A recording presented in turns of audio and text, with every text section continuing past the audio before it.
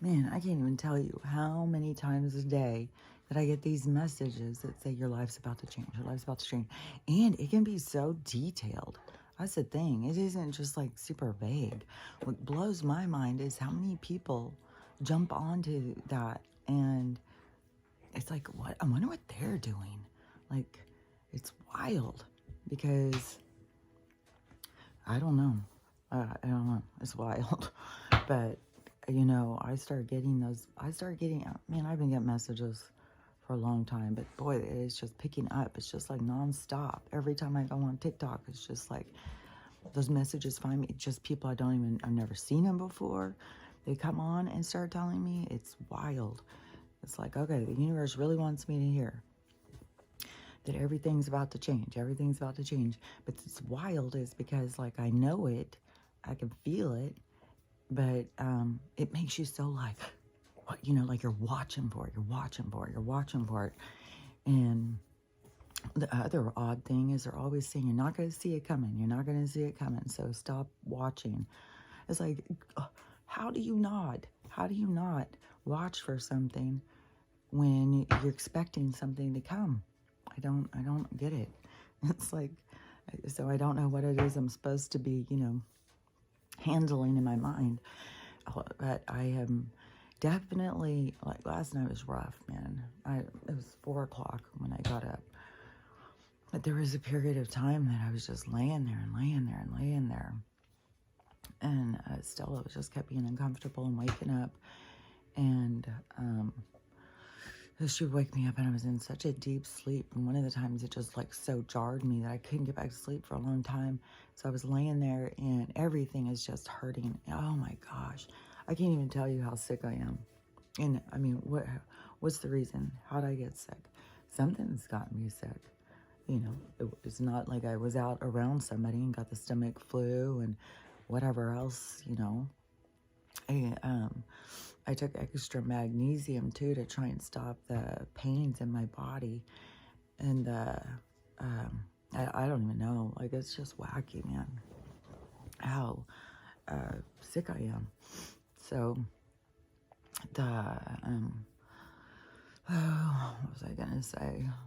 Anyways, I feel like shit. And I was having a rough night. And then yeah, what was it? I think I went on to looked at my messages. I was gonna look at videos and stuff. I was trying to be super quiet, and I still keep getting really weirded out about going to my bedroom. Like, I just keep sleeping on the couch. I just keep getting really weirded out whenever I think of, like, oh, I just feel like these beings are sitting there waiting to get into my mind or something. But while I was laying there and everything was hurting, I kept focusing on healing and trying to, this is going to seem strange to some people, but it's like disconnecting from my body. It's like realizing that my body isn't hanging over me. My body is a product of the environment, and it is like they've tried to damage it and stuff, but it's like you can disconnect from it.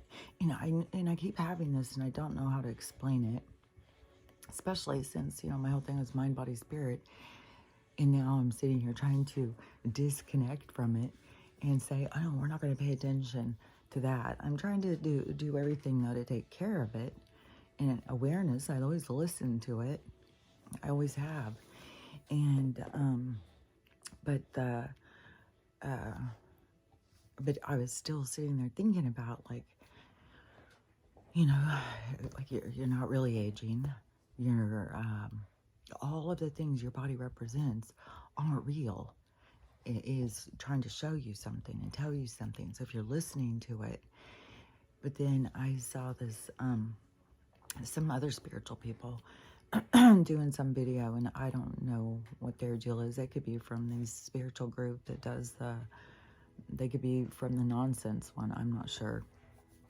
But they were talking about the same thing as what I kept saying about this disconnect from our bodies, that the body part is like the part that's being manipulated and stuff. And it's like when you pull in and you start seeing your body is a hologram, it's a reflection. You can, it's not really feeling these pains. You don't have to really feel this stuff. And you disconnect from that. And they were talking about that in the movement. They were saying that within 10 years that there's going to be a lot of people who are not connected to their body that way, and they're going to seem to be superheroes. I have had that message in my head for so long, I can't even tell you. So long. And even I had heard about this time traveler who had come back, and he said that there's a period of time where the shift is what I think he was talking about. But there's a period of time, and he said there's going to be like 12 people who are going to appear to be superheroes to everybody. And I don't know, we'll see. But definitely that is my mindset, is working towards that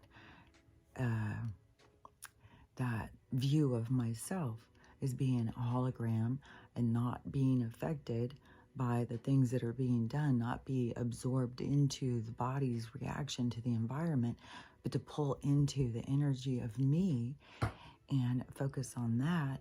And then it's like a transformation. It's not, like, I keep doing this and doing this and doing this. It's not like it just happens overnight.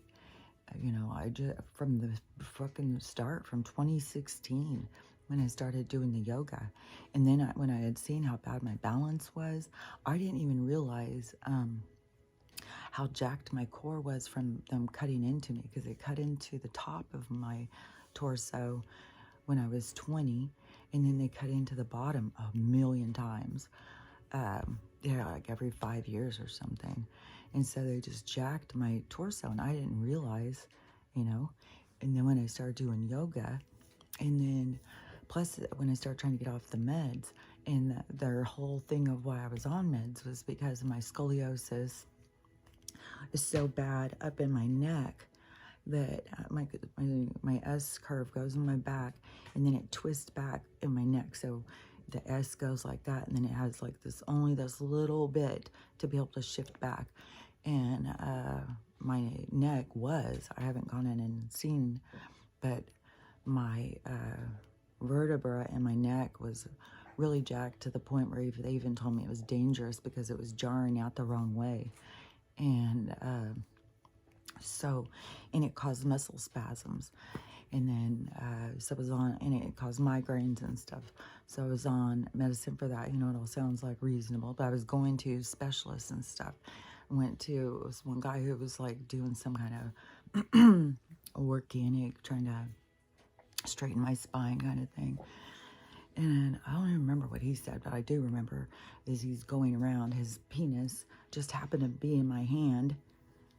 It's like, dude, if I'm laying there on my stomach and I've got my hands back like I'm being told, and then somehow you just have to lean over and place your penis right into my hand, it's like, dude, what the fuck? Even my last counselor, when I went to,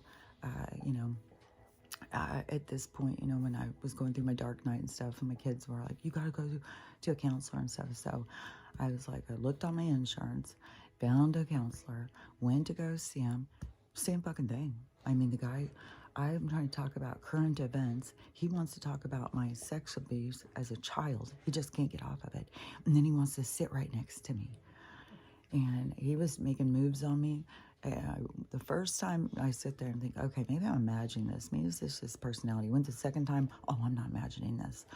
I don't even remember if I stayed for the whole appointment. And I went and I told my daughter. So she started looking up. He had charges on him and shit. And here he is still out there counseling. And he works for Medicare. So, he's got a good deal there going. And so it's just, our world is not just the fucking, the cabal. There's all the people out there just living in the dark, taking advantage of people, screwing people over right and left, just perving on people and stuff. And let me think. So, oh yeah, because then when I start going to the yoga and the Reiki and all that stuff, so I started using my mind to straighten my spine. And, you know, what has it been? 7 or 8 years, and I still am doing it. I've talked about it before, you know, I still am always, you know, I have a whole thing about putting my feet, feeling equal, finding the balance so there's not like one lean or the other. And, you know, and I didn't realize I had leaned so much until that one girl, that one past life was shown to me. And it wasn't a bad one, it was a good one. Because she felt good about herself because of that hip thing that she carried the water and she mattered to her village. She brought the water. And so she had carried pride. And so that's why I say sometimes you can have things that aren't all negative. You can have pride and you don't even realize, like, you're just like, oh. And I didn't realize it, you know. So you have to pull into center. And so, you know, putting both feet on the ground, focusing, and then I've done all sorts of things, envisioning my spine, all sorts of different things, turn, stretches, all sorts of stuff. I mean, I haven't been checked in a long time, but I think it is a lot. I think I've made difference. I used to be that my belly button was over to the side. I feel like it's going, I feel like I'm pulling into center, but there's also some twisting I've noticed. And so, you know, I use my mind, and then I'm always open to be shown what I need to see, because your body represents things you're working on. So I'm always opening up to what it is I need to experience in order to leave that that representation behind. And it is there's something that keeps coming in. Hold on. Because leaving that representation behind and trying to straighten, and now I'm trying to focus on it, and then I can't see it. It's like darting in, like, wait. Okay. So anyways, putting both feet onto the ground and then pulling myself, like I said, you know, I'll think like I'm becoming an erection, like going straight up. And so I'll be, well, not right now walking the dogs. Man, it's a workout. I think I lost a couple pounds doing it. It is a fucking workout, man. It's crazy. But there's improvement. There's good days and bad days, but you gotta do it every day. You gotta be consistent in your training. So even when I don't want to do it, there's only been a few days when it's been like really stormy. The next few days it's supposed to not be stormy, but it's always moist out there. It's always wet. Our ground is so saturated. It is, everything is so moldy. I went and opened my grill because I have no oven to cook this turkey in, because, you know, when somebody's had their holidays jacked their whole life, and this is, you know, I was like, I just want to have respect for, you know, for her to get to have something that she hasn't got to have before. So, you know, and I don't know every single detail of, but I was like, okay, I'll do it. So I'm gonna cook this little turkey on the grill. I got a bag of stuffing that's had sitting up there for a long time. I'm gonna make the stuffing. I got the celery and onions and all that, and I'm gonna do that, mashed potatoes and gravy, yams, green bean casserole, because she wanted that.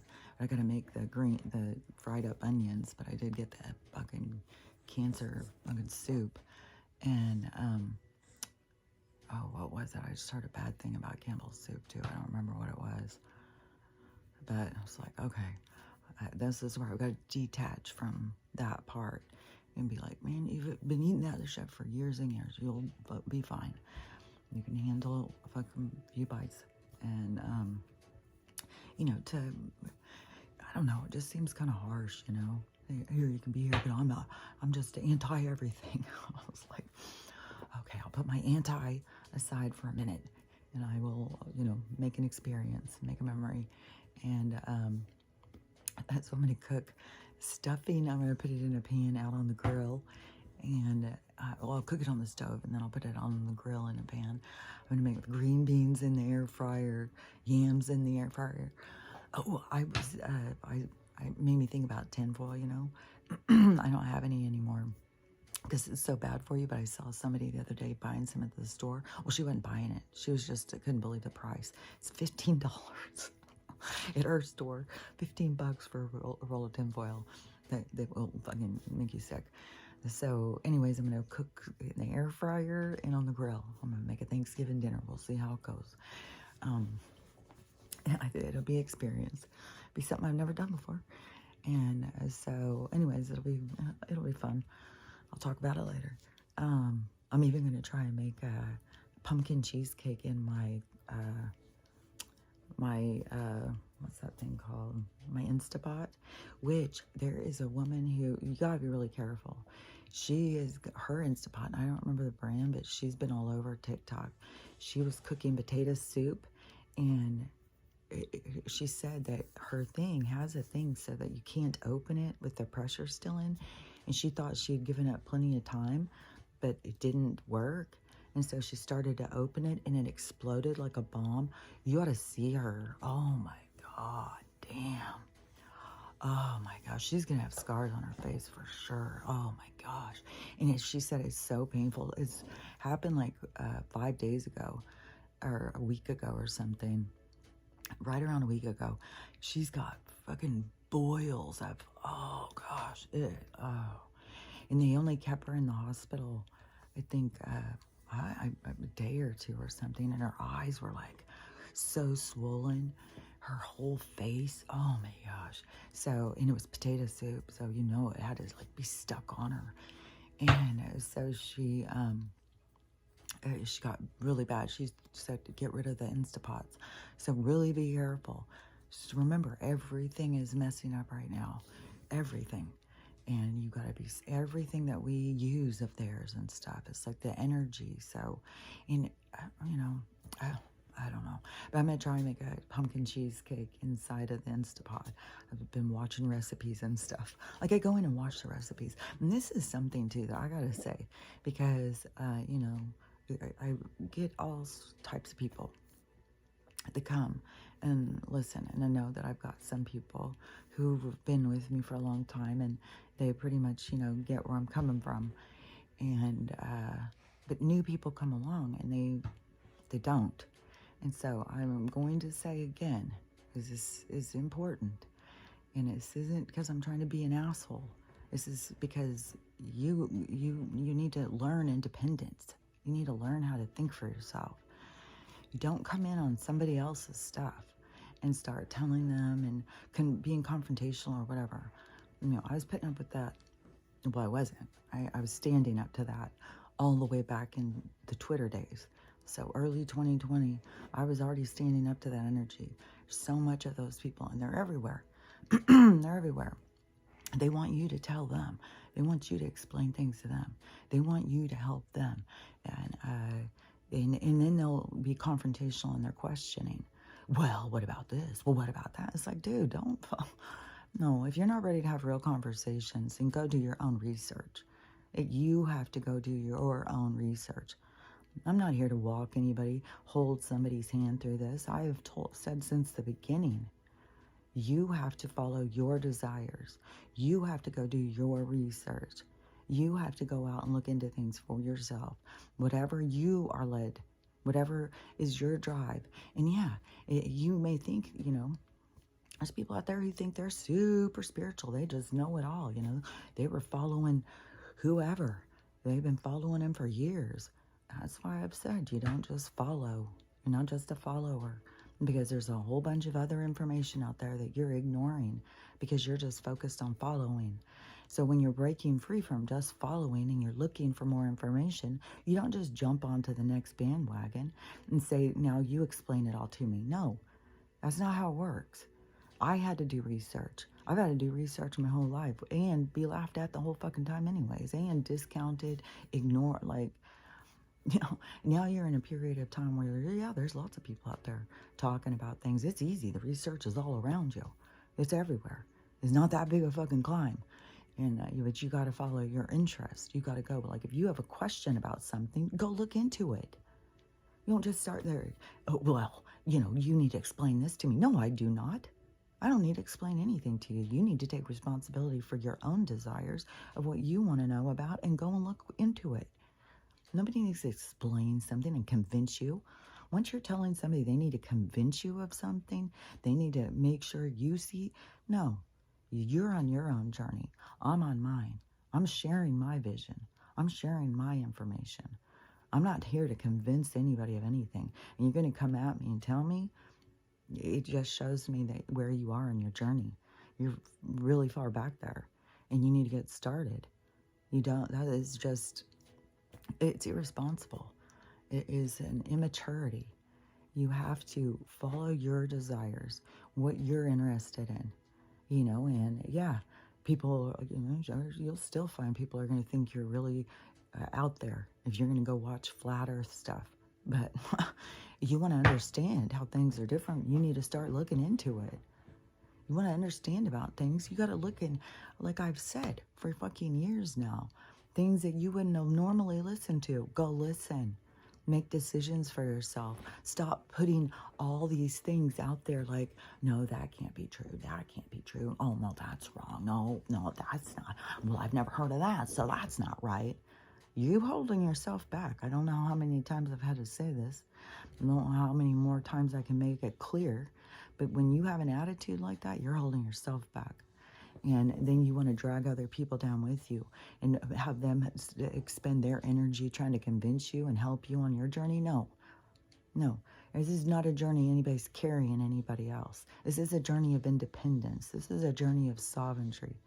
This is a journey of you discovering you and being satisfied with yourself, loving yourself, accepting yourself, not trying to tear others down.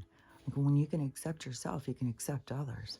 And when you are, still in the energy of going after others because it's not something you understand, you got ways to go.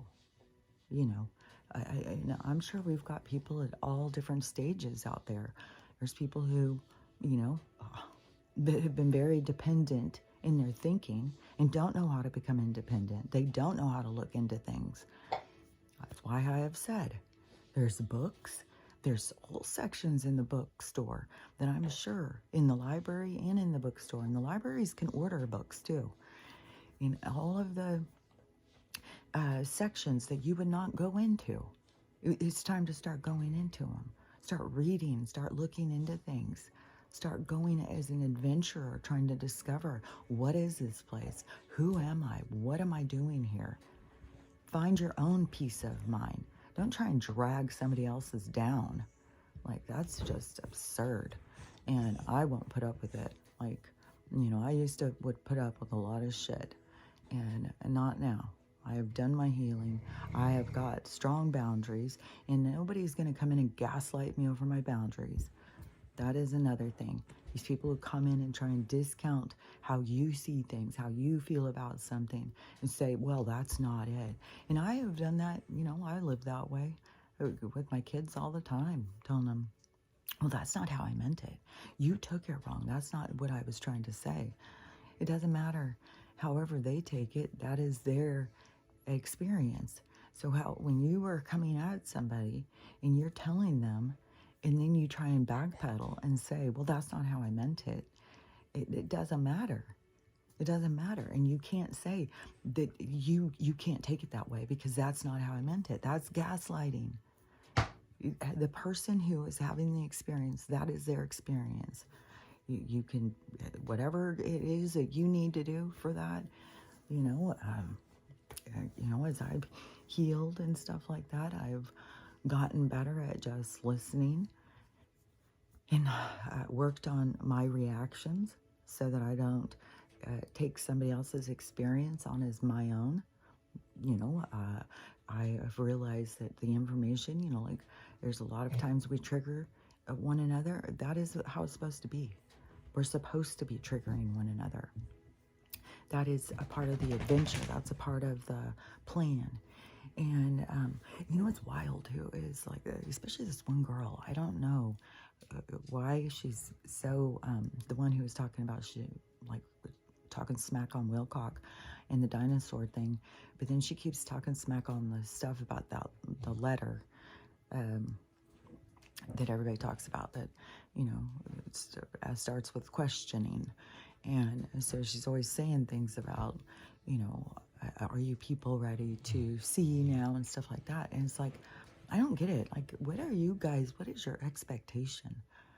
Like, when they say that people have to be shown, you can't just tell people have to be shown, and you're watching them show it. You're watching them play all this stuff out, and you're watching people wake up to the show. Like, I don't get what was the expectation. And you guys thought that was going to be a rescue mission that was just going to come in and save everybody and save the world. And just because you were awake, so you'd be elevated, and these other people, I discard them. I can't even tell you how many spiritual people all the time, just like, oh, well, not everybody's meant to wake up. Well, not everybody. It's like, oh my God, damn. Yeah, you really understand spirituality, I guess. You really understand about this place, I guess. You're really, like, it's odd. But, you know, it takes all types. And so it's weird. And then we have the other people who, they just get so locked into the division. Like, I mean, it is like there's a fucking stream through the middle, and you got these two people, or these two groups on either side, just throwing stones at each other. It's like, oh my God, you guys, it's not that big a divide. You know, like, you're just looking for division. You're just looking to be angry. And people don't want to recognize in themselves their own anger, their own bitterness, their own biases. And I have seen plenty of people now waking up and going, oh my God, I didn't realize it was my own biases.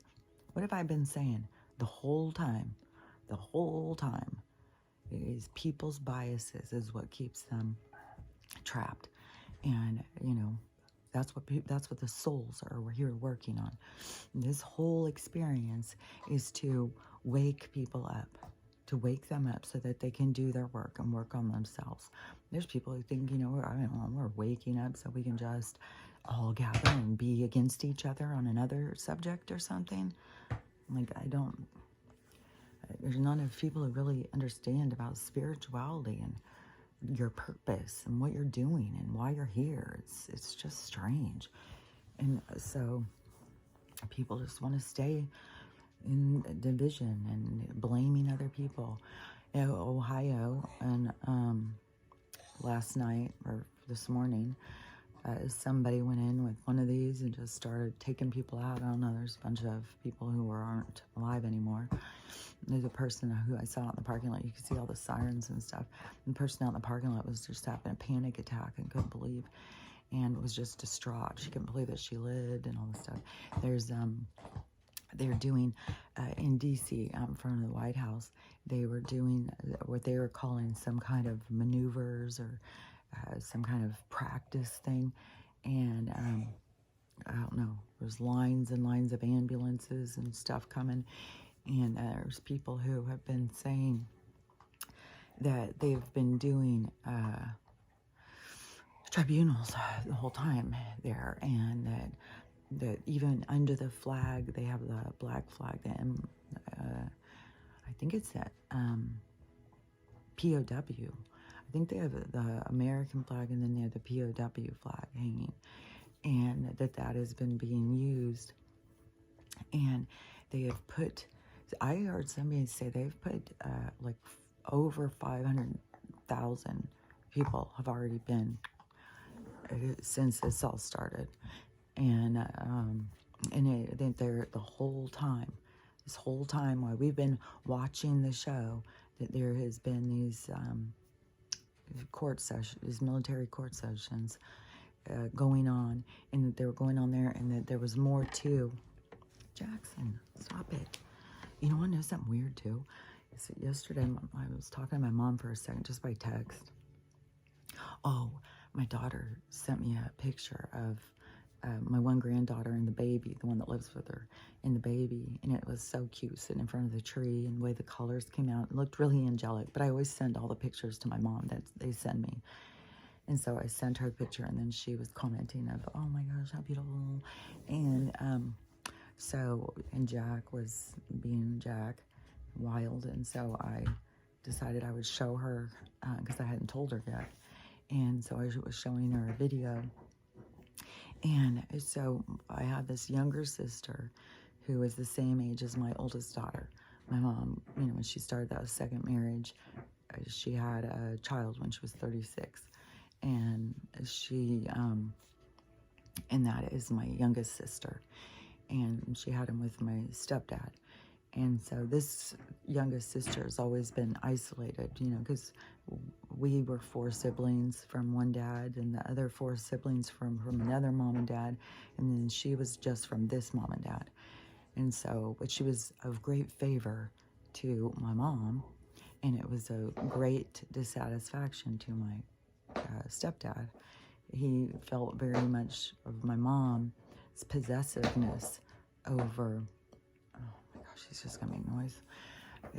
My mom's possessiveness over caused a lot of friction in their relationship. She always chose her daughter. Yeah, her daughter was her everything, and her husband was like, just go work and shut up. And so it was a problem, and I don't know how my mom couldn't see where it was going to end up being, but sometimes you're blind to your experience until it blows up. And so but anyways, so this sister she has 3 kids and a husband, and they've been married ever since she was young, and there's 3 kids, and they go to church, and they're all, they're like the hippie church people. They're like hippies, but they're religious hippies. And so, we've had a huge age gap. So, we spent some holidays, when I was back being a mom, and I would have Thanksgiving at my house. Our family would come, so we would always get together on the holidays. But that was like, we didn't really spend a lot of time other than that out.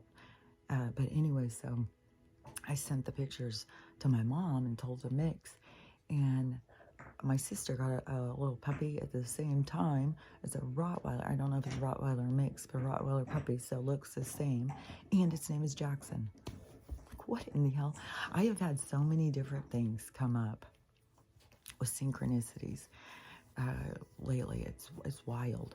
But yeah, that was like, oh my gosh, what is the chances of that?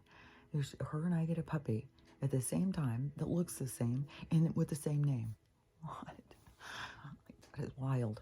And so, anyways, but it's so funny too, because my mom's reaction to me is always like, I know she talks very different to her. To me, it's always like, I don't know. I just know how she sees me as being like, I don't know, where there's so often, it's like, oh my God, I'm over 60 years old and you talk to me like I'm a child. It's like, and there's like, I'm not going to get in an argument with her and fight with her and tell her, I'll just stop talk. I just don't have any, okay. I'm not going to carry on this conversation. Yes, Mom, tell me, because I don't know anything. And even telling me I could go watch Caesar so that I can train the dog. And I said jackassery. So, you can't call him jackassery. He's going to turn into that, exactly what you tell him. It's like, I'm not just sitting there saying, oh, jackassery. No, I'm making a fucking joke. And, but, you have to have people around to get your sense of humor, I guess. And then I need to watch Caesar. It's like, oh my gosh. Okay, I'll get right on that. And well, I have a daughter who's now has her dogs in dog training, so they go dog training. And she said, well, I'll share this stuff every week when I go, and I'll tell you what we learned so you can use it on your puppy. It's like nobody thinks about like the 2 years that I was taking my dogs. I took Lucy we were in dog training every session, and then she died. And then I took Stella. As soon as I got Stella, we started going.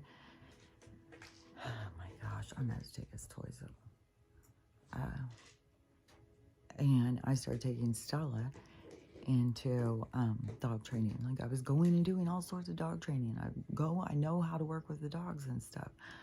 I mean, Stella is so well behaved. I don't know. There's just weird things. Just like, you know, my mom loves Rottweilers. Okay, good. Yeah. My mom loves Rottweilers, loves these big dogs. She had one. But my big dog comes over and she's just like, oh my God, this dog is too big. Oh my God, the head on this dog. Oh my God. You know, just nonstop. Like, there's not a pleasant thing that you can say. Not one. Not one. And it's just like, but I'm sure this other, if it's a real Rottweiler, and it'll go over there and it could be the same size as her, and it would be like, oh my gosh, it's the most precious because it's my sister's. It's just like, my mom has no awareness of this, but it's always been very clear to me. I've always seen things that, you see things not always that you want to see, but they're things you need to see. And then when you see them, you have to realize you see them for a reason. You see them because it's something you need to work on or heal or let go of or have awareness of, or, you know, you can't get all caught up in what your mom thinks about you. And, you know, you can see she's got distorted thoughts and beliefs of her own. I can't sit there and be like, well, you know, my mom doesn't think I'm so special, or my mom doesn't think I'm so smart, or my mom doesn't think I'm, you know, can be successful, or, you know, everybody's got all sorts of things like we need our mom to be our supporter to get through. Oh, I'm telling you, you don't. Oh my God, Jack. You don't need. Okay, I'm just gonna put it in there. Just stand there until I finish, okay? You're just so freaking won't stop. Oh, that's always a pain, man. Stella wants to get up. My day starts the minute that they wake up. It's just like, oh my God, not every second do I want to be. Like, sometimes I just want to sit here and do nothing. And just sit here and drink my tea and not jump up every 2 seconds and do this and do that. But still, I'll go back to sleep for a little while, and then she will start complaining in a minute. Well, like an hour. She'll wake up and be like, oh, I'm not comfortable.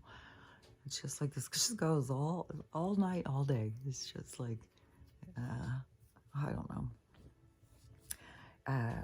No matter what it is, though, you gotta. It's you. Your attitude is what you got. So it's your attitude, you know. And I just try and, I'll bitch and complain about what I need to bitch and complain about. You know. I mean, that's one thing too with these people who. What was this? Because it was yesterday. I saw this so clearly with religious people and the spiritual people. Now the spiritual people, the super spirits, the love and light people, how they're doing the exact same thing as the religious people. They are like the religious people. You don't look at certain things. They won't. Everything is very. You can only look at things the way that you're told to look at things, and that's what these super spirits are doing too. You can't look at your own self. You can't see. You have to hide a part of yourself. And that's the same thing with the religious people. It's like they have to hide a whole part of themselves in order to be religious. And that's what these love and light people are doing. You gotta hide this whole part of yourself. Pretend like you don't ever get mad about anything. You don't ever get upset. Everything's perfectly fine all the time. It's like, no. And it's not. Things are not perfectly fine all the time. And trying to hide from your emotions. So what are you saying? Your emotions are bad? Your emotions have no purpose? Like, you are here to feel. You're here to experience. You're here to understand. You're here to go through the gamut. And you're here to find your peace. Even when things are going wrong, you've got to find your own peace of mind. You've got to find your own joy. Like, even, you know, if the, and, you know, Frank's fake made-up story, which I don't fucking know, but before, even when I've quoted it, it is, you know, it's important. Even when, you know, all you've got is this one little room and you got to be quiet, you got to find something to find joy, to find peace, to find happiness. You got to, you know, maybe it's counting the spots on the wall. Find something besides just sitting there feeling bad and feeling beat down and stuff. And that is one thing too, is I think that a lot of people who want to interject themselves into this Middle Eastern crisis right now, they want to interject. And yeah, we are a part of it, a certain sanction of people, the people who have been in charge throughout all of this war and warring times. Yeah, they came over here to use this. They created this place. It's like, well, they had England, and they said, well, how's this work? Well, I think we can go bigger now. So we're just going to mosey on over here and take this land away from all of these dark-skinned people who just live as tribes. We're going to take that land, and then we're going to industrialize it and control the people. And then we're even going to bring our own little lab-created people and put those out there, so... And it's wild too, is that like so many of these college students don't even see how they're being used. And they're going out. It's like they're using you out in the streets for their chaos and their war. And they're making you out there as it's like a duck with no cover. It's like I keep seeing that game at the fair, with the ducks pop up and you got to try and hit them. That's what it's like these people are being. And there's so many people, these instigators. I mean, now there's blatantly walk into Walmart. There's so much looting going on. It's insane. There's footage of these guys just go into Nike store. They just go in, ravage it, all of them grabbing stuff, and they think that they're getting away with stuff, Your soul's not going to let you get away with anything. You're going to feel like garbage. Even the people, as they're running out of the stores and stuff, that's what people are saying to them. Like total garbage people. And, you have that tension, that divide in there. The people who are willing to go work hard and spend all their money and overpriced fucking nonsense labels. And then you got these other people who... Well, they want the labels. They want the nonsense. They want to walk around wearing this shit, but they don't want to pay for it. They don't have money for it, and that's not fair, so they'll just go in and take it. These big companies, what loss is it to theirs? When what was it? There's something with McDonald's or one of these places, and they make like $65 million a day or something. It's just wild. They got one of them's got a burger now. It's like $15. I saw this video, and this was... I mean, there was just so many things, but it was like a girl. She's a pretty plump girl, you could see this whole section of her, and she was very plump, and she was very upset. She went to McDonald's, and she decided she was going to try to change it up a little bit, and she decided she was going to get the nuggets, and she got a 10, says right here, a 10 pack on the nuggets, and then she opens them to show, why is there only 2 when it's supposed to be 10? Well, there's a lot of things probably going on there. Probably your guides are trying to get you to see, you don't need to eat all that food. It's time to start focusing on your health. You keep going to McDonald's, they're going to fuck you over. Who was it? Popeyes or something. Some woman went and got I don't know, one of those chicken places. I think it was Popeyes. Went to get I don't know, not little gizzards or something. Little chicken nuggets or something. I don't know what the fuck they are. Some kind of little things. Not like a chicken leg or something. They're kind of like, but not like chicken McNuggets. Because chicken McNuggets aren't even fucking chicken. It's a bunch of fucking gunk in there. So it's not even fucking chicken. So with these, and who knows what the fuck these shit is. I mean, people are eating people. I don't give a fuck what you guys think. And but so she had dumped out her thing, and she found a brain inside. And she's like, they're fucking putting brains. So these other people sharing the videos, like, you guys gotta watch what you're eating. They're fucking feeding brains. You guys, they're feeding you so much worse than that. Guaranteed that, that guy's not cutting those bones up for no reason. They take those bones in, just like Finkelstein says it, just like it's said in, I don't even know, I think a giant old folklore, grind the bones up. They just put them through a grinder and turn them into dust kind of stuff. And then all that stuff goes into make gelatin and um,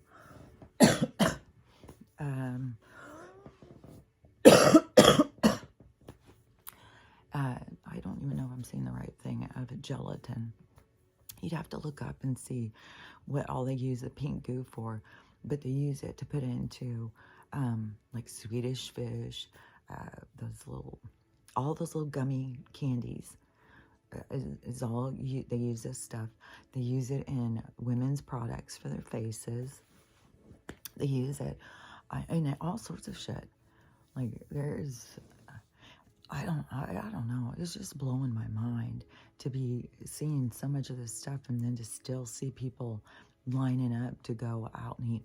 This one woman, she was just showing a glitch or whatever in the Matrix, and she was so weirded out because she was going to her Taco Bell in her little fucking town. Taco Bell is the grossest. I mean, I don't know what the fuck. That I don't know.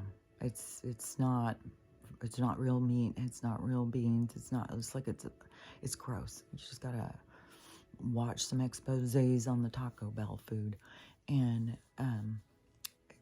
but it's so disgusting, and so many people go to Taco Bell, so popular. But anyway, so she's waiting in the line at Taco Bell, but her glitch was there's a new building. There's a building here that was never here before, and all of a sudden there's a building, and this was a house, and I know it was a house because one of my friends even lived in it. It was a rental house, and my friend lived there, and now all of a sudden the house is gone, and there's a building. And what's weird, confirmation, is that to the people, who don't notice, like, I don't get, like, it's weird. Like, it's no matter what. Nobody is ever going to convince me Marianne Williamson didn't write Celestine Prophecies. Like, I don't care how many people try and tell me that she didn't write it. And, I mean, it had nothing to do with my brain injury.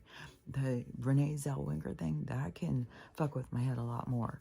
Where I can keep being like, okay, maybe she was in it and I just didn't notice her at all.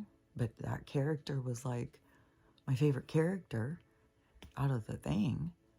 And so, I don't know. Especially, when you remember seeing somebody for the first time and, she did have an impact on me because she had the cheeks. I had cheeks. I was always looking for actresses that, to compare my cheeks to, basically. And so I remember seeing her for the first time and, thinking something about her. And so, I don't know. Nothing makes sense in my mind. I just keep on thinking it's some kind of weird thing is happening. And if they keep rolling back time or something to try and, I have no idea. Like, everything is just weird in this as it all falls apart because there's so many things like that we don't understand. We don't understand like so much of the control and so much of this created world that they had created and how it's run and how they were, I mean, supposedly they were able to shift back time at other times. But I don't know. Like, there's definitely these weird glitches and shit. There's definitely, people who remember different things. And I'm sure if we all talked, like, there'd be a lot of things that we would not, we wouldn't all remember the same. So, I don't know. It just is strange. And I don't, I'm always thinking, like, what would you notice? Like, when I've driven, like when I started doing the road trips, and I talked about this when I was doing the road trips, and I said, it's really weird. It's because I will go and I'll drive, and it's like a new drive. It's like I'm seeing things that I didn't ever see before. And, and I always have to look for things to anchor my mind in so I can, because I feel lost all the time. I was like, oh my God, nothing looks familiar. Nothing looks familiar. Where the fuck am I? And how do I get out of here? My mind's always doing that. And so I would look for certain things like on my drive. Okay, well, I remember that old hotel. It is funny because this old, I, I don't know what it was, but I remember like 20, let's see, what was it? It had been like 28 years ago. I left my husband on one of the times I left him, and took 4 little kids. The youngest one was, I think she was like a month old, and then the other one, she was like 2, and could have, they were very young, because I remember being in the shelter, and with them and stuff. But we left to go on the bus, and I left him a bunch of times. So we left to go on this bus, and this bus stopped at this building that is still sitting out there, but I don't see any roads to it or anything.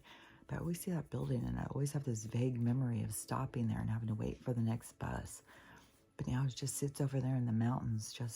So anyways, I use that as one of my signs, But there's always been things of like, fuck, I don't remember that at all. I don't remember that at all. To where I started going like, is it constantly changing all the time? Even Dolores Cannon said, nothing is real. Every time you leave your house, when you come back, you reformulate what your house is. So is it that we just forget certain things? Like when things go missing? Like I have something that went missing. I get things that go missing all the time. Is it just because we forgot to reformulate it back? Like nothing is there unless you're there looking at it. And it's not even like you're really going anywhere. It is in the game, you're going around, moving around, but you're not really going anywhere. If you imagine yourself laying somewhere on a bed with a viewfinder on, playing a video game so that you can go into this other world and experience it. And then when you go into it, and the only thing that exists is what you're looking at. Nothing else exists until you're looking at it. And that is something, like I had said before, that they showed me all the time. Like I would be out doing something and I would be absorbed in what I was doing, and I would forget about every other thing around me. And they would say, that is reality. That is what your reality is your focus.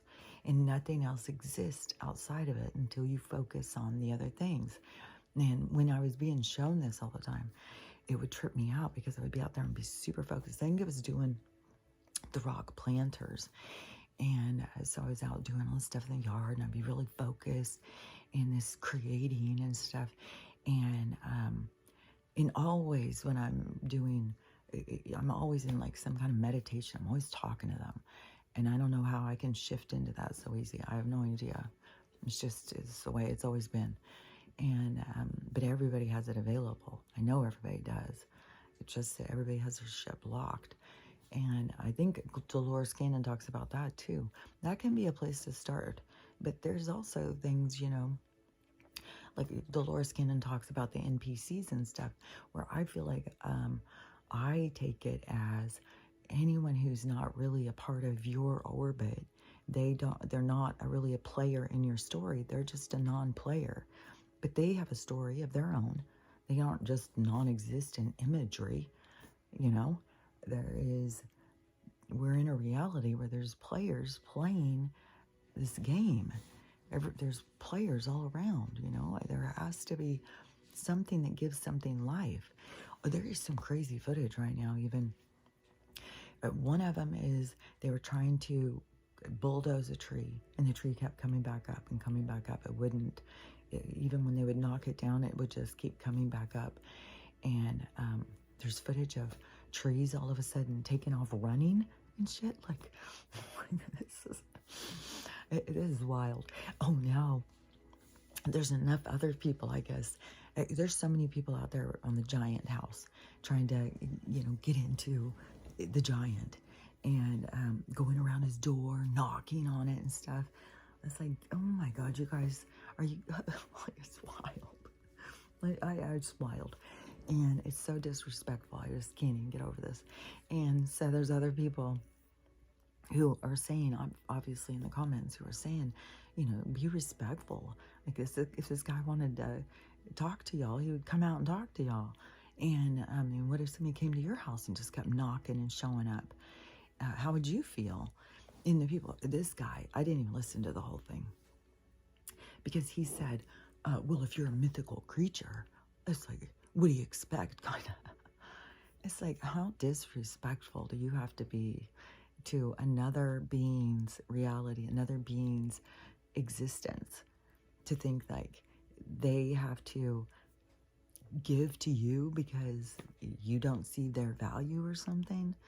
And, to me, it is these beings were pushed out during a mud flood, during some kind of warring time, some weird shit went on. A lot of weird shit went on.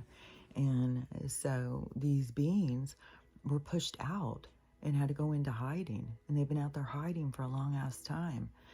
And they don't have lifespans like us. And so they've been out there hiding for a long time. And there is whole worlds inside the mountains and stuff. There's whole worlds under the ground. There's realms and stuff. So,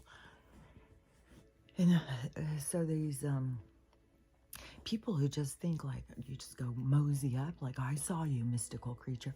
There's so many more now with the Bigfoot thing. There's more and more Bigfoots being seen. There's more and more, some other weird creature was caught on camera the other day. It's somebody's. And it looks like, it's weird because they were saying it looks like a werewolf. I didn't think it looked like a werewolf. It looks like kind of a mix between a large cat and a human, which even the Lemurians, they don't, this is some other kind of creature. This isn't like like the Lemurians, they may have like animal kind of features or something, but they don't act like an animal. And that's a different kind of, this to me seems more like a skinwalker or something like that. But its hands, like it didn't have paws. It had like hands and these long fingers, and it shows it like it's walking, and it's like on their outdoor camera thing.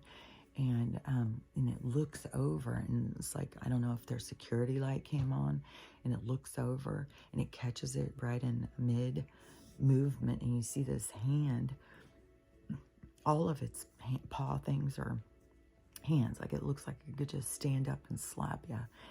And its face didn't look like a wolf, it looked like a cat face, kind of, but kind of creepy, like real creepy looking face. And like, ugh, that's not the thing I want to run into out in the forest. And it can be something, maybe, that whistles, like, who knows? But it's definitely, a supernatural creature. Well, to us, it's supernatural because it's not of our nature that we understand. But the supernatural has always been around us. It just is that people had limitations in what they were able to understand and see. And still people fighting it to say, oh, well, a mystical creature, like it has no rights.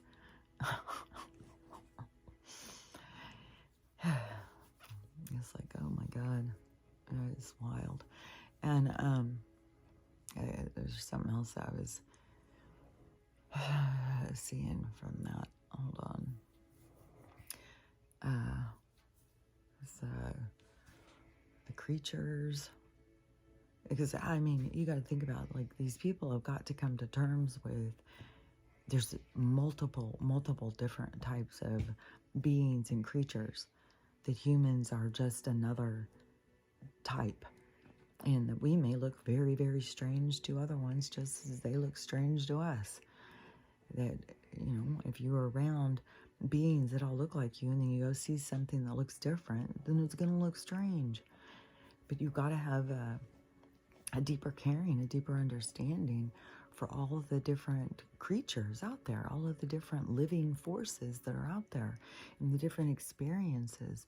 And when I just keep seeing these people, especially there's this one religious guy, and he keeps pointing out everything. Like, I think he was pointing out the footage of the Bigfoot, that was at the crime scene throwing the trees, and he said that that's a demon.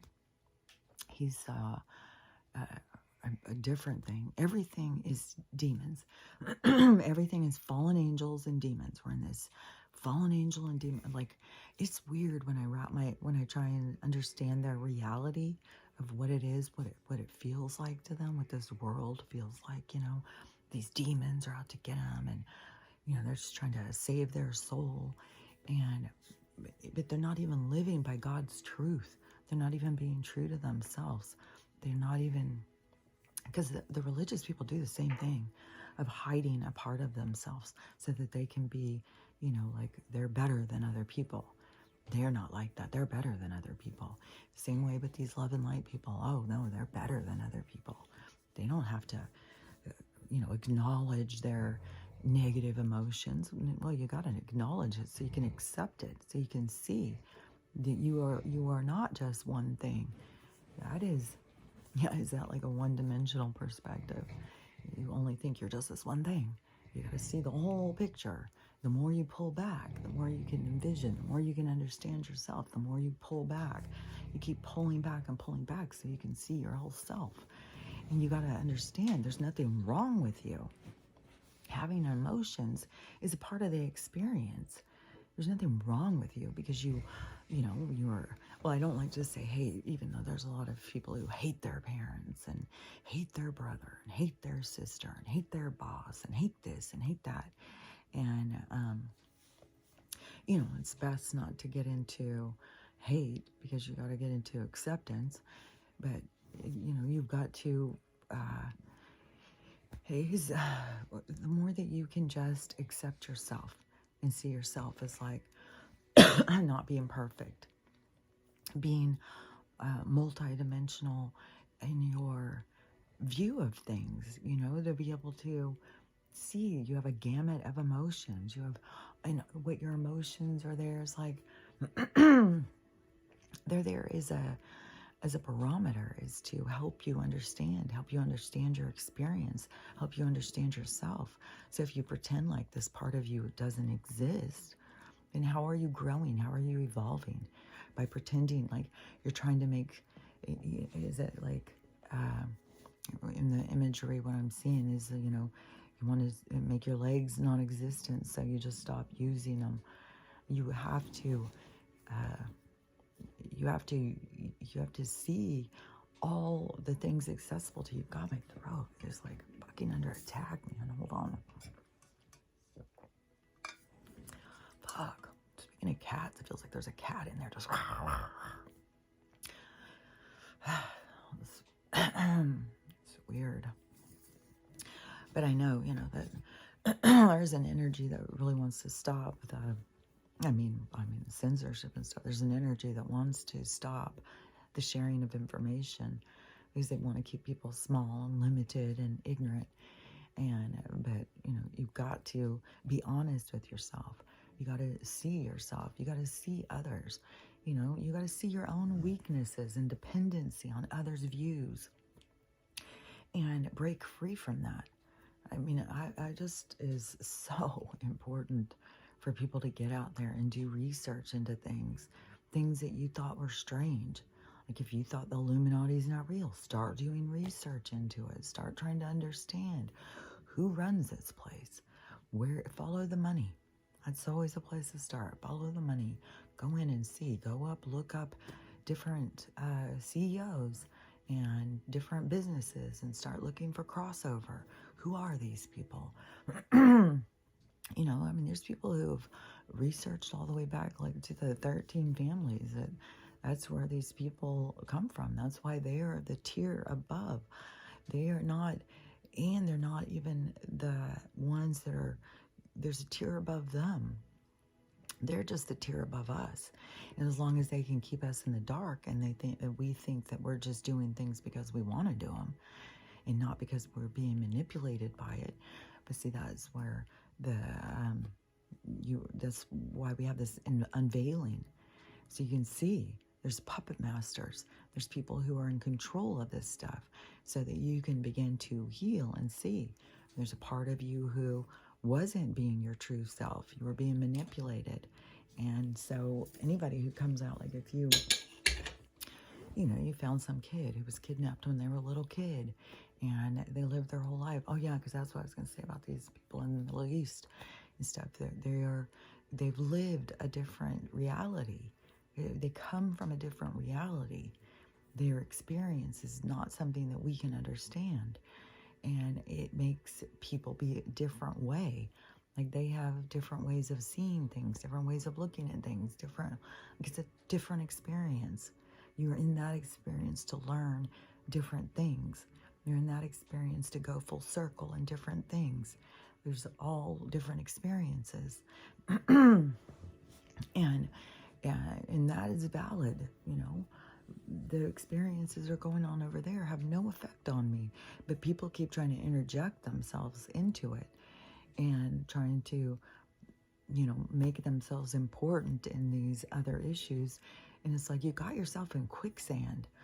Like, these are issues of other people's stuff, and you're trying to go in and solve them, and then you're putting yourself out there in so many different ways. Like, there's some of these people have got themselves so twisted up in who's the good guy and who's the bad guy. They're just such mass confusion. You have these people like, well, they did this, well, they did that, well, they did this, well, they did that. And people just going back and forth, back and forth. And it's like, because you're involved in somebody else's stuff. And you're trying to, like, there's other ways to do it. And there's going to be more coming about this with this flags and stuff. And there was, I saw footage of a Huntington Beach one. It was a car parade or something with all these flags. And it was just total backed up traffic. Another place, that they are blocking off the roads. Another place where they were trying to take over government buildings. Like, they keep doing just wild stuff, and these people don't realize you're being used by these people. Like, god damn, people. So, I don't know. There's so much, that has to be exposed to people, and they've got to feel that humility. It's, SJWs, they've got to feel that humbling experience. Like, you're trying to out there save the world. I got in this argument yesterday with this girl, and she got so offended. And I had done this video a long while ago. And I did it on TikTok. And it was, why do you pick up your dog's poop and then put the bag down and leave the bag laying there? Do you not understand? The poop is organic. It would go into the ground. The plastic will sit there and sit there and sit there and sit there. It's like, this is wacky. What is wrong with people's minds? And so there was a few bags I would pass every day that they would just keep sitting there. And I was like, these people have got to see, like, these bags are just going to keep sitting here. Like, how many times are you going to pass your bags and not pick them up? And so this girl, she had done a video, and I'm not even sure who I was talking to in this. It could have been somebody else. I don't know. It's like some of these conversations, I don't give a fuck. Seriously, I don't give a fuck.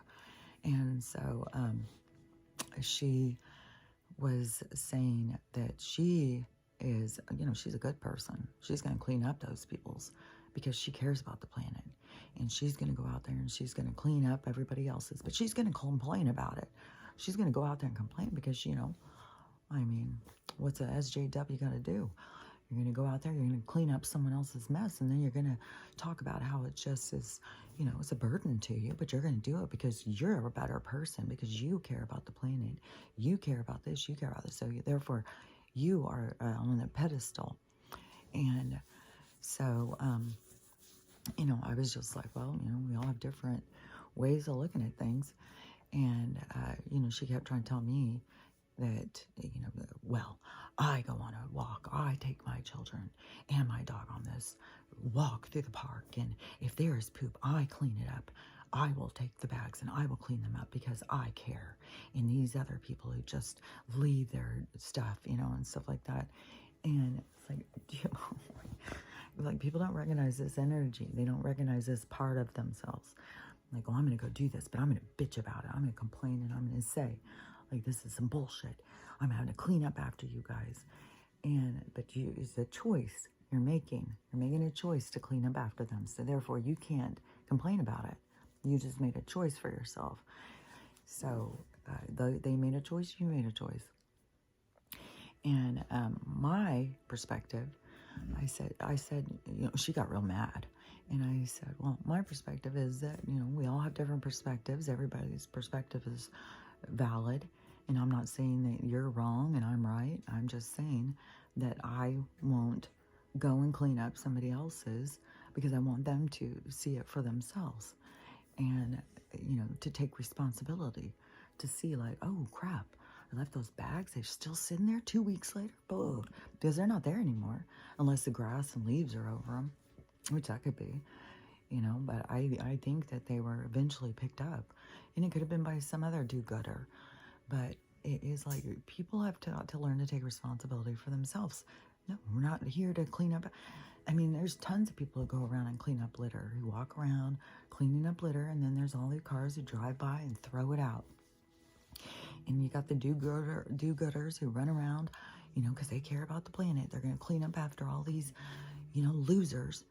And it's like, do you not see the divide that is created by you feeling that you need to rescue these people who don't know how to take care of themselves, rather than to be like, okay, well, they're going to have to see their own mess. They're going to have to acknowledge their own stuff. See your litter. See what you're doing to this planet.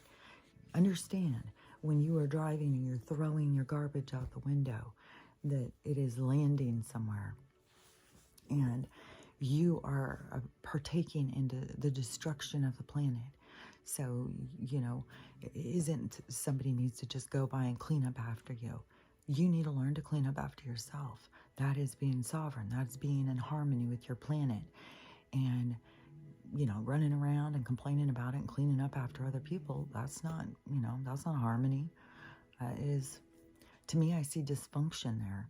And whatever, she sees something else. And yeah, I see her point of, cleaning up. There's plenty of times where I'm like, oh, I should take a bag and just clean up garbage while I'm out. But right now I've got way too much to focus on. Fucking 200 pounds of dogs pulling me. And I did weigh him, and he was 40 pounds. And and Stella, she's got to be 175 for sure. She's so chunky right now. And so it's some work. Like, I've got to fucking work out. Like, I'm pulling. It's like using all my might, because I'm not even close to Stella's weight. So I have to use all my grounding, all of my, you got to pull your dead weight into, and it's a workout. It's a challenge. When I come back, I definitely feel like, I got to work out, man. I'm getting muscles. So anyways, but it's all just different ways of looking at things. It's like, fine, you want to go out and clean up, but don't go on and start making like, you're the do-gooder and everybody else is the piece of shit. Yeah, we all have awareness that we have people who don't give a crap about the planet. They don't give a crap about, they don't give a crap about themselves. They don't, like, why would they care about the planet when they don't care about themselves? You think you're going to go in some people's homes and find it clean? I just saw a fucking hoarding video. This guy went, he's one of those people who go clean up these houses. I'm not sure, what the whole deal is, but he was just showing this place, and it was so over the top. I've never seen anything like it. I've seen a lot of hoarding houses because of that show, it would show the most disgusting things that you can imagine. I mean, you had to be pretty disgusting to make that show. This is, we used to walk past a hoarder house to go to my kids' school. You could see every window was, and then people start moving out into their yards, filling their yards full of shit. But this one I think he started in the yard, then in the garage, then in the house, and every single room in the house. But the weird thing about it was all Coors Light.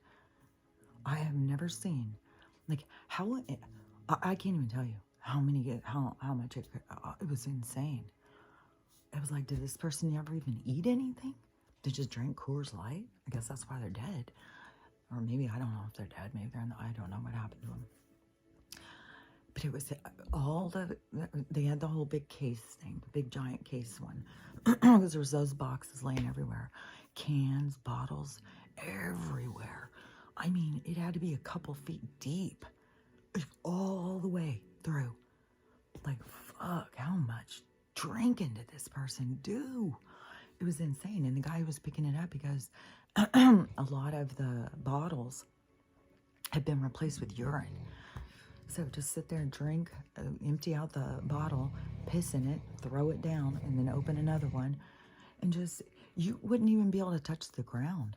I mean, he's like surfing through the Coors Light bottles in order to live there. And he goes further. And there's an upstairs. The guy hadn't even gotten upstairs yet. It's a team. It's not just one guy. And outside, oh my God, it was so gross too. I could never do this job. No fucking way. Just that, I can't even imagine the smell of this place. But outside, the amount of roaches that were running around out, going out from in and out of the house. Oh my God. Oh, so disgusting. So yeah, there's people who live like this. There's people who live like this. And then you think like, well, why do people litter? Well, they just don't care. They don't care about themselves. They don't care about the planet. They don't care about anything. And, you know, it's all fine and good to go out and clean up litter and care about your planet and do good. But it's the part where you start being mad at the other people for doing it. Yeah, it's very aggravating that there's people who are like this, who don't care about the planet, don't care about anything. It's very aggravating that people go out and, you know, lewd places, drive the price up to the people who are paying for it. It's there's a lot of, you know, just shameful things going on the planet. It's all this dark energy. It's all this dark energy being purged out. And so many people are so held. They're so bound by the chains of this dark energy that they can't even hear the light inside of them. They don't even have the awareness of the light inside of them. They don't even understand when they're dividing and judging and being hateful towards somebody else as they're out saving the world, saving the planet, because all these other assholes won't do it. It's like, you gotta let go of this stuff. We're in a transition. We're in a transition for everybody to get to see themselves. You know, you're not doing anyone any favors by rescuing them, by trying to save them. You're not doing them any favors. Everybody has to learn to save themselves. You know, I know that that's why that lady at the Walmart, who she obviously wasn't taking good care of herself. It was clear by just her appearance. But she's out there saving the world because she needs to go viral so people tell her what a good person she is. So she takes her, whatever, a few $100 that she had and to go around and give people money, and then loses all of her stuff, her wallet and all of her money and stuff in the cart in the Walmart. And then she's devastated. It's like, because that is not the energy that the universe wants. They don't want anybody stepping up of, I'm your savior. I'll save you. Here I come. I'll save you. I'll take care of it for you. Oh, don't you worry about a thing. I got this. I'm special. I'm better. You know, I'm chosen. I'm here to do this. It's like, no. You know, you're here to bring the light. You're here to shine the light on something. So people have to do the work themselves. People have to see for themselves. They have to think for themselves. They have to feel for themselves. They have to get in touch with themselves. This is a journey to self. And the journey to self is a rocky road because, you know, we're transitioning out of a very dark era, a very dependent era, a very hateful dog-eat-dog world. And people have played some nasty parts. People have been hateful. It's like, you know, this guy who's out there in some holistic thing on this back thing, his penis was not in my hand on accident. Like, I have been you know, sexually assaulted by throughout my life so many times. Even the one that I started to talk about the other day, I didn't finish, and people who are new here may not even know about the story. When I was 13, and me and Jennifer, who was 10, she was my sister's friend. We found ourselves outside. We were the only ones outside. And it was usually our neighborhood's full of kids and everybody's outside, but it was just her and I. So we're going around looking, and so we're going over to Susan's house. And so we go over to knock at her door, and nobody answers. I think nobody answered, or the car wasn't there or something. But I remember we were standing in her front yard, and David Hall, who lived next door, who everybody was, scared of, he drove this big white van, not like an ice cream truck, but like a refrigerator truck, like a big white, it had that back end thing. That would be his work truck or something that he would drive around. And then he had this, he looked like Frankenstein. He looked like Lurch or something. And he was real big like that. And he doesn't say anything to us. He just comes walking over towards us in a very powerful, determined walk. And I feel like we're just sitting there like kids, frozen, like, what does he want? And he grabs us, and he grabs her, and he carries her, like her head's this way and her feet are that way, and he's carrying her. This is out in a fucking neighborhood. This is happening in a neighborhood, in a cul-de-sac, where there's several houses. My house is at the end of the cul-de-sac.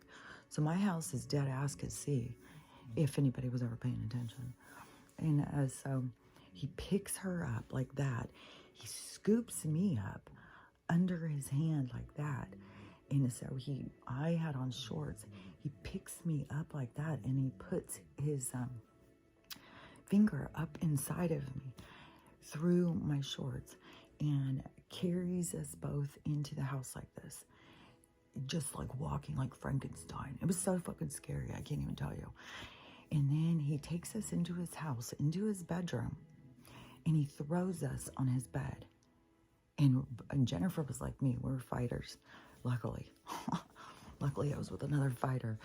We keep jumping up and fighting. We keep hitting him. He'd throw us back down on the bed. And we would keep jumping up and hitting him. And he'd throw us back down on the bed. Finally, he must have been like, okay, this isn't going the way I wanted. And he let us go. And we both went running and ran out. I told my mom, and she was outraged. She told my dad, and they wanted to call the police. And then my dad said, no, we're not doing anything. And my mom said she was so confused until years later when I told her that dad was also a sex abuser. And so she couldn't understand, but, she didn't take a stand. Nobody stood up for me. And, luckily we weren't ever kidnapped, and that was a short-lived kidnapping. Luckily I was kidnapped with another girl who was a fighter. But it's not the first time. I mean, I have been through so many crazy experiences. Just so many. And you have got to be a fighter. And when you get yourself in a hairy situation, you got to fight back. You got to fight with all your might. Doesn't matter what's going to happen. At least you die trying, And that's my motto. That's the way I live. It's like, I've had this put to the test so many times. I've had to fight to get away from somebody. The first, I kind of talked about this before, because out my yard at my dad's, in our house, we lived in this really big fancy house, and it was back in the forest. And it was around where all these other rich people lived. And so our yard was a forest, and it was like an acre. I can't remember. So we lived on, if you were in Dallas, it was on Merrill and Marsh, I think. I can't really remember for sure. But it was over where there's a lot of fancy houses. But it was over by Thomas Jefferson, which I think it's become a lot more run down, and the houses went more towards mansions. But this used to be a bunch of really big houses, and there was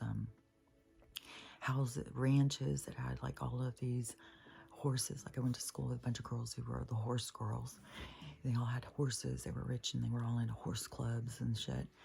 And, but my friend, who was always getting me into trouble, she was always, I think she was getting sexually abused by her older brother. And her older brother's friends would come around and they probably used her too. And she would always have us going out with these people, these older guys, always. And in this one, they were dropping me off at the street, and I was going to walk up to my house. And I had to walk through the forest. And this guy, he would not stop. He was like, well, I'll walk you up. And he was a real cute guy. I mean, he was really good looking. I think he looked like Greg Allman or something. He was really long, blonde hair. And he was probably like 19 or something. He could have been 20, I don't know. He was older than me. I was a kid. I think I was like 14 or 15 or something. And then, so we start walking. He tried to rape me in the forest. And he had me down on the ground and had my pants down. And then he starts trying to get on top of me. I grabbed that thing with my hand, and he knew how big it was because my hands, it took my whole hand, and I took my fingernails and I just tore as hard as I could. And he jumped up and started screaming, and I jumped up and I started running and pulling my pants up as I was running, and I could hear him screaming. And but you gotta fight. Women have got to learn to fight back. You gotta fight. You can't just, if somebody grabs you and takes you, you just start wailing on them. Just start fighting, you know. And I had our gym teacher too, Mrs. Bird, and she would tell us all the time how to protect ourselves. And she would tell you, like, you put your thumb in their eyeball, you pop their eyeball out. And she would tell us all sorts of things. She's the one who told us, keep a hammer in your car. If somebody tries to get you, use that hammer on them. And she was friends with a teacher. That happened. This would have been in the mid-70s. It was one of the teachers, and they lived in the suburbs. And so her daughter was driving out there. And like I said, I drove this drive all the time. And I would drive way out to McKinney. And there was nothing. Like, I was driving 45 minutes and just nothing. And so this was before Richardson and Plano were all built up. And there was huge gaps. And it was a young teenage girl, and she was driving. And she got pulled over by someone, they think, on the road out there by herself. And then they killed her out there. And then they dismembered her and left her scattered all over the place. And so this gym teacher was friends with that teacher.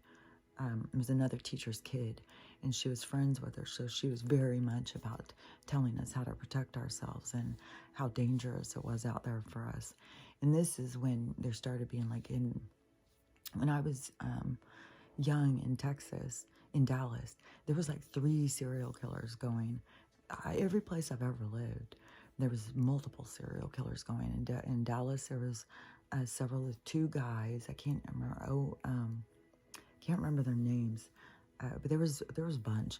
And then in California, so when I left and I moved to Southern California, there was a whole bunch there. There's always been, active serial killers out there who were, especially just looking for girls, breaking down on the side of the road. At one time, when I did break down on the highway, and it was in LA, and so I was, I had this car that constantly broke down, and I would drive to LA to go to fashion design school from Orange County. And so I would drive, and my car broke down. I ended up having to do the bus to keep doing it, and then I ended up dropping out of school anyways. And but the when my car broke down, and I had to pull over onto, and it was on the inside lane. It wasn't even on the outside lane. So it was all these lanes of traffic all the way across for me to even get over. So I'm on this inside part, and they had a phone thing, I think, there. But so I pulled in, and right behind me, a guy pulled in, and immediately he started trying to get me in his car. And I said no. And he was trying to put pressure on me to get in his car. And I wouldn't do it. And a cop pulled in behind him. And then he jumped in his car and took off as fast as he could. And I had another guy who I was driving, and it was coming all the way from LA. And these guys followed me for a long time. And then once I got off the freeway over by Knott's Berry Farm, and they started pulling up next to me and telling me to pull over and stuff. It was like, oh my gosh, like, fuck. Girls it's so dangerous. And right now it's even worse. Like, it's way worse right now. Like, way more dangerous. And how many girls think, well, I think surely there's got to be girls that are some more guarded now, knowing there's so many horrible stories.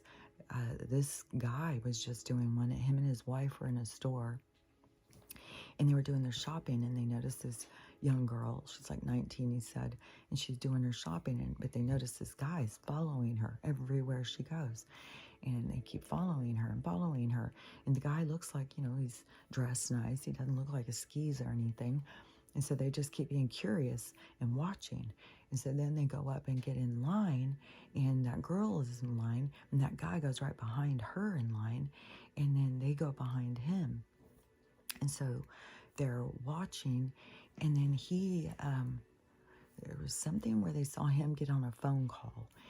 And then the girl goes out, and she's feeling very uncomfortable. So she goes into another store next door. I think she went and put her stuff in her car, and then she went in the store next door. She was scared. So then these people, they see him on the phone, and so they're really suspicious. So then they are going out.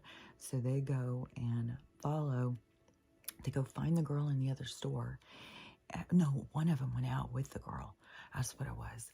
Is the woman stayed to pay, and the husband followed the girl out to make sure she was going to be safe. So he was following her without making it look like he was following, because he was following that guy, making sure. And he saw there was a car pulled up right next to hers with a guy in a hood and with a car running who was ready.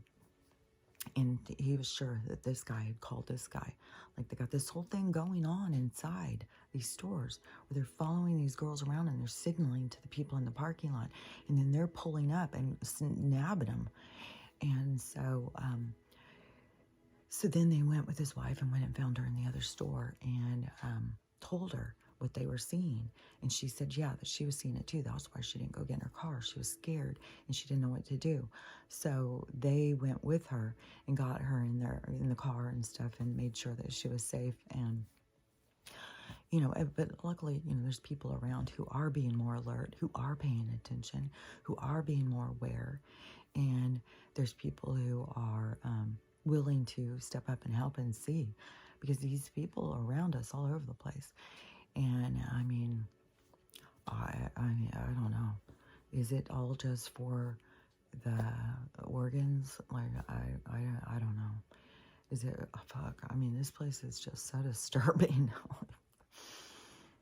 There's people who are talking about there's homeless people and going missing everywhere. No, it's not just like they cleaned up those streets. I just feel so certain. And it's bizarre, because this was ridiculous. I think this was a Saturday Night Live clip, and this is where they trick people. This is some bullshit, man. And so this was, and I don't know if it was supposed to be a news clip or something, and I don't know why the person was sharing this, if they were trying to say, look how they're trying to distract us, because that's all I could see. But it was one of the characters out of the show, and she was talking about, all these homeless people are just going missing, and they do a clip of Newsom and him saying that, he's got to clean up streets. Well, I mean, that's what you do when you got company coming to your house. You got to clean up. I mean, don't you make your kids clean the room and stuff when people are coming over? Like, he's just trying to make it all like, oh, it's no big deal. I got you guys. They're just cleaned up. And so then this Saturday Night Live person is like, oh my God, so you can just go put him up in a hotel, you can go find him a place to stay right now. Well, why weren't you doing it before? Turning it into that. Like, oh my God, see how they make the distractions? Like, dude, no, They are not cleaning up. They are not going and putting them up in hotels or anything. This is a mass. They want to say that word's what's going on in the strip. It's going on the whole goddamn planet. If you guys weren't fucking focused over there, you'd see what's going on here. And that you guys are a part of it. You guys are a part of the taking down the cities from the inside. You are... It's like people don't fucking see. It's so weird how they don't look outside. They don't see themselves. You just get used and be a player because you have no awareness of yourself. And then in Bizarro world, how we just pretend like that we never get upset about anything. We never, you can't see the bad. You can't look at the bad. You can't acknowledge it. It's like, okay, well, that's fantasy world. That's just weirdo land. This guy I just saw did this video, and he said that this woman he was talking to in a store, and she was, I don't know, talking about her little boy. And then he said that she started saying that, well, there's a little girl that lives inside of him, and I've talked to her, and she lives inside my son, and I've talked to her, and I don't remember, what it was that she was saying. She's got to acknowledge this little girl. And so the guy, though, was trying to make a point to the woman. He's like, well, so what if your son was saying he was a bird and he was up on top of a building and was going to just jump off? What would you do? She goes, well, I'd stop him. And he goes, why? Well, he doesn't have wings. How's he going to fly? Why? And because he's not a bird. Why? He kept asking her why. That's why I said the whole thing is question people. Keep asking them why. Why? Get them to click in, to question themselves, to start thinking. Don't argue with people. Get them to think for themselves. And by asking why. Get them to question, because they're on a narrative. They don't realize they're on a script. And you got to get them to question the script, to break free from the narrative, to break free from the programming. And so he was asking her to the point where, he said, because you can't let your son think he's something that he's not, that is going to harm him. If he was a bird, he would have wings and he could fly. Just like if he was a girl, he would have those parts. You don't tell somebody that they're not what they are. That is where people, on a spiritual level, that is the thing, is like people have got to see you're a spiritual being. You have no gender. That your feelings have to do with other incarnations, where you feel very aligned as a female or very aligned as a male, where you feel very distorted and out of place when you're playing the other part. That is for you to come into alignment with. That is for you to learn and observe and understand yourself. Not go and rely on these people who want to Mr. Potato Head you. That is relying on man. That is relying not on yourself. It's like there's a deeper reason on all this stuff, a deeper purpose. Yeah, they want to give you a quick escape, but their escape is really a trap. It's to keep you trapped in a world of price-driven magic pills to keep you destabilized. And those pills will always change. I mean, they had me on so many different ones. Oh, that one does not work. We're going to put you on this one. Anyone who's been going through that route knows that well, this one doesn't work anymore, so we're going to start you on this one. You're a fucking chemical lab in there. You're just, and it's no wonder that people don't feel good. It's no wonder that people are sick. It's no wonder that they're all dying and have all these illnesses and stuff. And there's so much of this CANCER that they put in all of these things. They're putting in everything. And so it's super important for us all to continue to be aware of our health and to detox and to be taking care of ourselves. And have the awareness. Like, I know I'm not sick because of some fucking sickness. Just like where they're saying all these dogs now have this, they're just all of a sudden getting this sickness. No, you're poisoning them and they're getting sick. I've been watching this go on with Stella. I've been watching her react to the poisoning. And, that's what people got to see. And I saw somebody who did a whole video about it. Their dog got the sickness. They went to the vet. They did all the tests. It was a pile of meds, huge pile, just like what I'm saying. Well, that one's not working. Let's try this one. Well, that one's not working. Let's try this one. That's all they're doing. They don't care. That's what it's for. So you buy all that stuff. And the girl said all of it made her dog sicker. Her dog got sicker and sicker on all of the stuff and died. It's like, because you can't go, and I took Estella off of all of their meds a while back. I won't give her any of those. Like, she does say I have the RSO. It is supposedly, derivative, but anything that the government has their hands on, like oh yeah, well, we're going to make it legal here, but, they have control. And there's all sorts of busts going on over chemicals being used and stuff.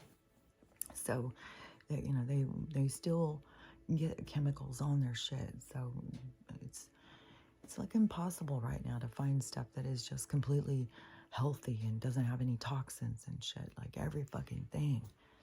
It's like we're deep in the trap. The seeds, everything has been fucked with for so long. So, anyways, confirmation. Anyways, I won't give her any of their meds. And if, they all of a sudden start getting some coughing thing too, I'm not going to go down and get the meds at the vet. Just keep trying to do detoxing and stuff and just realize, like, this is chemical reactions. These are the reactions that you have to, like, if you go look up, what happens if arsenic poisoning, like, what is my body, what happens to my body? Like, you go up, look, what happens with lead poisoning? What happens with aluminum poisoning? What happens with different things? And see, and then, realize that all the shit that they're putting on us, in the skies, in our food, in the air, in the water, there's no getting away from it. So, and, they want, it's just wild. They want all that. I was in this big talk with one of my daughters yesterday because she has pit bulls, and Stella would be considered a bully too. And so, and I'm sure they would sit there and probably say, Jack is too. I don't even know. But anything that has any kind of pit bull mix or any kind of bully breed, which is also English bulldogs, American bulldogs. So bulldogs are a bully. French bulldogs, a bully. And, the woman who I got Stella from, who had switched, that they no longer were doing English Mastiffs, they had switched to French Bulldogs, and she was selling them to people over in England for like $6,000, $8,000, $10,000. There's people who spend huge amounts of money on these dogs, and so now they're telling them that you gotta put them down. You gotta put them all down. And I'm just curious, like, how many people are doing it. And then I saw a thing about our news saying that as of December 31st of this year, that all of the bullies in the facilities will all be put down. And that people were saying, please go, if you're going to adopt, go adopt bullies. Which Tacoma is full right now. Tacoma Humane Society. Is they put a thing on TikTok even saying that they've got 2 and 3 in each kennel of dogs. And asking people, please, if you're going to adopt, please come get some of these dogs. And so the people who are, if they're saying they're going to put them all down, so I was talking with my daughter, and I was saying, but, and she was saying some more stuff. And I was saying, but this is how they work. This is how these people work. They get all these people. There's like the whole places were full of pit bulls. Like I think most of us have a pit bull somewhere in our family. Somebody has a pit bull. We've all had relationships now with pit bulls, and seeing that, oh, they're the cutest thing. They're so sweet. They're so playful. They make big smiles. They can smile. It's so cute, and they have so much emotion. They're the sweetest things, and so they were getting a bad rap, and then you got these people, because of their strong jaws, that they would go out. I mean, are we going to give roosters all a bad name because of what those people, the same kind of people, have done with them? So, and it's sad that the pits have been abused like this by especially these people who just are criminal. And so, But then they get all these people, all these families to go out and rescue these dogs. And everybody's got them in their families now. Everybody's got these pit bulls, and everybody loves their pit bull. And so many families like have them. Like definitely would affect my family. And then all of a sudden to turn on them, and to have the same people turn on these pit bulls. But now all the families have them. Now we've all got relationships with them. We all see these are not bad guys. These are great dogs. And so then they start saying, well, we think they're bad, so we're going to put them all to death. And I was trying to explain to her, do you see the trauma? Do you see the trauma that they cause with people? That's what they're doing. That's why they do this stuff. They want to just keep whipping their dick in your face over the control they have. It's just this nonstop whipping their dick in your face, like they've got control. They've got control. Well, the control stops when you stop letting them control you. When you say no more. Like, I hope to God the people in England are standing up to these motherfuckers and it's like, no, you're not taking our dog. Band together and all come together and say, fuck off. And you're not taking our dogs. Just like here, I don't even know. I mean, like if I had a bigger place, I would try and rescue some more. But I mean, this is already so crowded. And it's like, man, yeah, and like there's a part of us where we have to just be like, we can't save the world. We got to see the painful side. We got to understand. And it's also, a sad thing to me is that there's other countries where dogs get to just roam, where dogs get to live free, because we domesticated them. We want to control it. We've got animal control. We've got all this control, because we've domesticated these animals and told them, well, you can come in the house, but now we are in control of your destiny. And it's like, I don't know. I just feel like, there's a way of, like for me, with scraps and stuff, I don't go and throw them in the garbage. I throw them out into the yard for the animals and stuff. Like, and it's good for the land and stuff. Like all the worms and everything. It keeps life going in your. When there's organic waste, it keeps life going. So I throw the food out for the animals to come and eat. And I think that is, if we all lived like that, we didn't make the dogs have to, well, I don't know. Would we be just overrun because all the dogs would be out having sex and there'd be millions and millions of dogs? I don't know. There's just something's not right. There's just a lot of things. I mean, there's places like in Mexico and stuff where dogs are in Costa Rica. Dogs just go around. Mexico, dogs just go around, and it's not like you see billions of them. It's not like they're overrun. In society, maybe there's just a natural thing that happens. They get hit by cars, they get sick, they die. And we don't get overrun with them. I mean, we don't get overrun by deers and elks, even though they try and say, they got to go and weed them out. And then all of a sudden, no, we can't do that. No, we're going to go and give them all injections and, and all. I fucking don't even know. I mean, there's all sorts of weird shit going on with deers and wildlife and stuff. So, I don't know. This is just a part of the transition. It's a part of just like, I think having the awareness, seeing, what works, what doesn't work, who knows if it works. Just trying to see more possibilities, trying to see like what we got going isn't working. We got these people who, want to fucking, when they're telling people that they're going to put your pets down because the government no longer allows this breed, no bullies, that's a lot of dogs. So I don't know.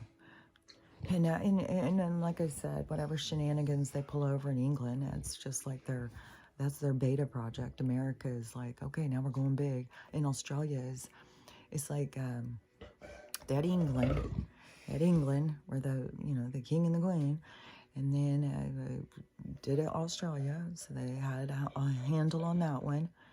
And then they did America, so they got. That's why I say there's something about us all three of being under. There's something linked about it, and all of the different places have different things, but it is like we have powers that be that run the world, do it through these stations or something. I don't like. It's their hideouts. So yeah, we've got a lot of bad people in America. That one Australian guy, that prime minister, whatever, he was calling out a whole bunch of people. There was a whole bunch of nonsense. Like if you get into some of the, I don't know, traffic or whatever shit, you find out like in the same way that GM is related to the MOSSAD, you got Kidman. Her dad is up there, and so there's a lot of, and they always put these people in positions. Like there's a reason why she's out there just like as a fucking robot and eating bugs and telling us that we should enjoy bugs, and her face is full of fillers, and she looks like, like she used to be human. So they, because they're trying to get us to accept as transhumanism, as other development of, I don't know, just, I don't even know. It's just like, it's ridiculous. Like there's so much you can look into. There's so much out there. There's so much information. And so again, anybody who's confused, who if you're questioning things, and you're questioning me, I'm going to direct you, go look shit up. I'm not here to try and get you to understand what I understand. I've done years of research, and that's what you need to do too. So anybody who's got questions, go out and answer your questions. Go out and look into things. Find what your biases are. Find what it is that you've been ignoring. Figure out what it is that you've been compliant and complacent to. You got to witness your own dark side. You got to witness this world and what it stood for, and where your place was in it, and what you stood for. And then, if you're not happy with it, you got to heal. You got to go through. You got to evolve and, become better. And not become better in someone else's eyes. Not just become acceptable to your mom, so your mom will think like you matter, or your dad, or whatever. You got to become acceptable to you. You got to trust yourself. You got to trust your insight. You got to trust your vision, your view. You got to learn to trust yourself. You got to learn to understand yourself. That's what you're here for. It's an evolution of you. And so, anyways, only people who understand what I'm saying are going to understand what I'm saying. I can't get people to understand what I'm saying. If you're not there yet, you're not there yet. And I know I talk way above people's heads on a lot of people, because I have conversations with people, and I know where the conversations go. And I know, when I'm being laughed at and made fun of and stuff, it's because people don't understand what the fuck I'm talking about. So, anyways, if you don't understand what I'm talking about, just go look into stuff more. Go look into things. There's so much information out there. The whole world is opening up to tell you the truth right now. So, go out and find your truth. And anyways, so we'll see what this, and it's Tuesday. It's almost Thanksgiving, and so maybe that day will be the day that something, there's so many things happening every single day. But it's always like, what day is the day that everything shifts? What day? What is the event that shifts it all? What is the day? What is the time? What is the, we're not going to know until it gets there. And then we'll be like, oh my gosh. But I think it's going to be so wild and crazy. It's going to be like, it's going to be another level. So even, trying to watch and see what's to come. I do think it's going to be unexpected. I do think it's going to be like, whoa, I didn't know that. I didn't see that coming. So, who knows what it's going to be. But there is definitely weird shit going on in DC. And even this guy who was trying to film it and show it, the cops start telling him, oh no, we're just doing some practice and stuff like that. And then I don't know if the guy believed him or not. But he was, saying, oh, okay, yeah. Okay, so they're just doing some maneuvers and stuff. It's like, no, there is shit going down. And it is for people to awaken to. So whatever you're paying attention to, you will see. What you see is not what other people see. So when you try and say what you see, the people who are not looking don't see it. And so when those people come in and try and tell you you're crazy, don't argue with them. They just don't see. And as long as they hold themselves back and don't want to see, they're not going to see. So each person is on an individual journey for their sight, for them to see, for them to understand who and what they are. So anyways, talk to you later. Bye.